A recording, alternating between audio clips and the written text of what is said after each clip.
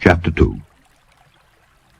And an angel of the Lord came up from Gilgal to Bochim, and said, I made you to go up out of Egypt, and have brought you unto the land which I sware unto your fathers. And I said, I will never break my covenant with you. And ye shall make no league with the inhabitants of this land. Ye shall throw down their altars. But ye have not obeyed my voice. Why have ye done this? Wherefore I also said, I will not drive them out from before you, but they shall be as thorns in your sides, and their gods shall be a snare unto you. And it came to pass, when the angel of the Lord spake these words unto all the children of Israel, that the people lifted up their voice and wept. And they called the name of that place Bochim, and they sacrificed there unto the Lord. And when Joshua had let the people go, the children of Israel went every man unto his inheritance to possess the land.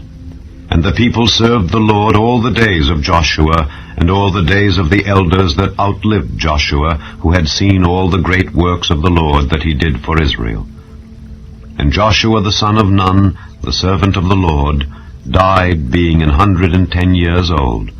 And they buried him in the border of his inheritance, in Timnath-Heres, in the mount of Ephraim, on the north side of the hill Gaash.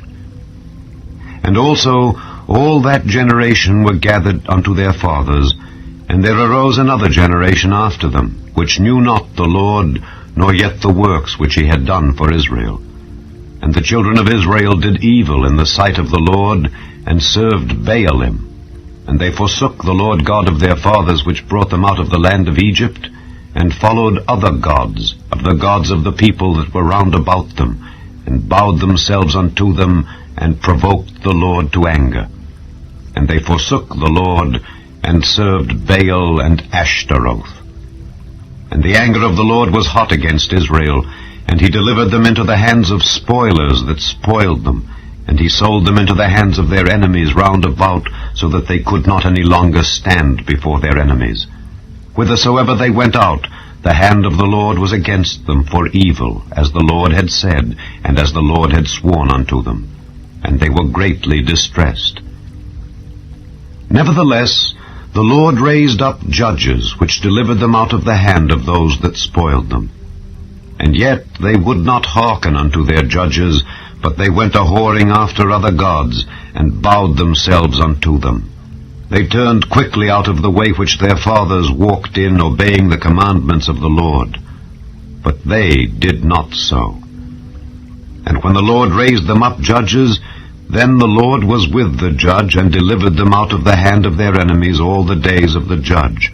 For it repented the Lord because of their groanings, by reason of them that oppressed them and vexed them. And it came to pass, when the judge was dead, that they returned and corrupted themselves more than their fathers in following other gods to serve them and to bow down unto them. They ceased not from their own doings, nor from their stubborn way. And the anger of the Lord was hot against Israel. And he said, Because that this people hath transgressed my covenant which I commanded their fathers, and have not hearkened unto my voice, I also will not henceforth drive out any from before them of the nations which Joshua left when he died, that through them I may prove Israel, whether they will keep the way of the Lord to walk therein as their fathers did keep it, or not.